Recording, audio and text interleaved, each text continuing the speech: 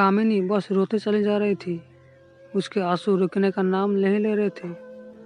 वो अपनी माँ से बार बार एक ही बात कह रही थी, मुझे बदनाम करके उसे क्या मिला, सिर्फ उसे तलाक आसानी से मिल जाए। उसने मेरा नाम गैर मर्द के साथ जोड़ दिया, मेरी ज़िंदगी नर्क बना दी। मेरे पति होते हुए खुद मुझ पर ये इल्ज़ाम लगा रहे हैं। यह वही इंसान है जो कल तक मेरे लिए सब कुछ करने को तैयार थे, दिन को रात कहने को तैयार थे। आज अपने अहंकार में मुझे नीचा दिखाने के लिए मुझे तलाक दे रहे हैं। मेरी गलती क्या है? अपने और अपनी बेटी के लिए आवाज़ उठाना। अब लोग भी मुझे अजीब नज़रों से देखते हैं, गंदी बातें करते हैं। रास्ते पर चलना मुश्किल हो गया है। सहेलियों ने भी मुझे मुंह फिर लिया है। बस कुछ ही मुझे समझती है और मेरे साथ है। माँ, आपका भाई बहन का साथ और बेटी का प्यार साथ मेरा हौसला बढ़ाता है। मैंने भी फैसला कर दिया है, मैं लोगों को ताने से बदनामी से डरूंगी, ना ही झुकूंगी, ना ही रुकूंगी।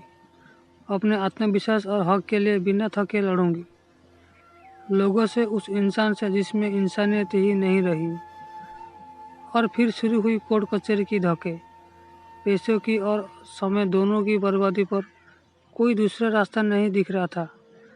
सबसे बड़ा दुख का झटका उस वक्त लगा था कामिनी को, जब उसका पति कोर्ट में सामने खड़े होकर गलत गंदी बात बोलता था।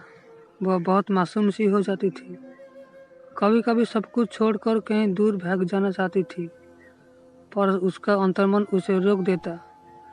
तुम ऐसे पीछे नहीं हट सकती, तुम चुप नहीं रह सकती। और कामिनी फिर हिम्मत करके खड़ी हो जाती, अपनी बेटी के हक के लिए सोचती कि मैं मजबूत बनूंगी, तभी बेटी को मजबूत बना पाऊंगी। जैसे जैसे कोर्ट में आगे केस बढ़ रहा था, कामिनी का आत्मविश्वास भी बढ़ता जा रहा था। कामिनी बेझिझक अपना काम करने लगी थी। उसे महसूस होने लगा था कि लोगों को सामने एक अच्छी शादीशुदा जिंदगी का दिखावा करना बहुत गलत था। अगर उसने कुछ लोगों को भी सही बात बताई होती, अपनी परेशानियां बताई होती, तो आज ये दिन ना दिखना पड़ता। लोग उसकी मुश्किलों का समझते और खैर जो होना था हो गया। कामिनी ने ठंडे सांस ली। अब वो खुलकर जिएगी अपनी जिंदगी। उधर कामिनी के पति को भी एहसास हो गया था। उसने कामिनी पर झूठे इल्जाम लगा के मुसीबत मोल ले ली थी।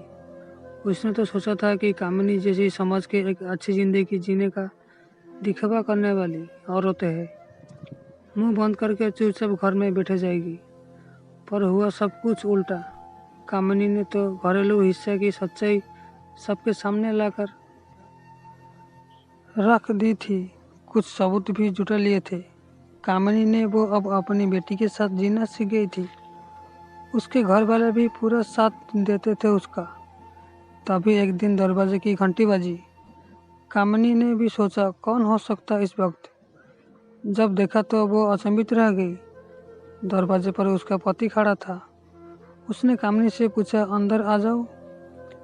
कामिनी ने कुछ सोचा, हाँ बोलो। उसे अंदर आने दिया और पूछा, अब क्यों आए हो? वो बोला, मुझे माफ़ कर दो, मुझे गलती हो गई और घर वापस चलो। मैं तुम्हारे और अपनी बेटी के बिना नहीं रह सकता। अचानक आई इस बदला से कामिनी ने सोच में पड़ गई थी। वो कुछ समझ नहीं पा रही थी, पर उसका पति केस वापस ले लिया, साथ में खुशी जीवन बिताने का बात कर रहा था।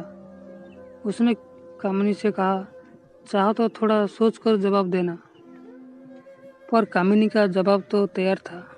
उसने साथ जाने से मना कर दिया और बेटी ने भी बोल दिया, मैं मम्मी के साथ ही रहूँगी। कामिनी का पति ये बोलकर तुम ठीक नहीं कर रही हो, वहाँ से चला गया। पूरी रात वो सोचती रही, उसने गलत निर्णय तो नहीं लिया? क्या मुझे अपनी बेटी के अच्छे भविष्य के लिए साथ चलना था? बेटी को माँ पापा दोनों मिल जाते, शायद सच में उनकी सोच बदल गई हो। सोचते सोचते सुबह हो गई। सब घर वाले भी सोच में थे, क्या किया जाए। इंसान बदल भी तो जा सकता है, पर सबने समझदारी दिखा। कुछ दिन इंतज़ार करने का सोचा, तभी केस की तारीख भी आ गई। कामिनी ने सोचा था आज के पति के व्यवहार से पक्का निर्णय ले गई, और जो हुआ सोच से बाहर था। पति का वही रूप पाया। कामिनी आज भी अपनी बेटी के लिए लड़ रही है। बस एक बात से सोचती है, उस दिन उसका पति बदला रूप लेकर घर क्यों आया था? क्या साथ जाना सही था, या अपने हक अपने आत्मसम्मान के लिए लड़ना सही या नहीं, कुछ समझ नहीं आ रहा था। फिर एक दिन मेरे पति घर आया और बोला, जो भी हुआ सब भूलकर मैं खुद को माफ़ी नहीं कर पाऊंगा। और रोते रोते कहा, तुम दोनों के बिना मैं जिंदा नहीं रह पाऊंगी। तब कामिनी भी रो पड़ी और गले लगी, और तभी कोर्ट से तलाक का नोटिस आई है।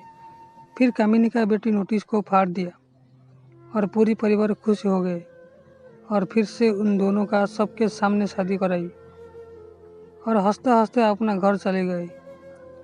फिर एक नई जिंदगी की शुरुआत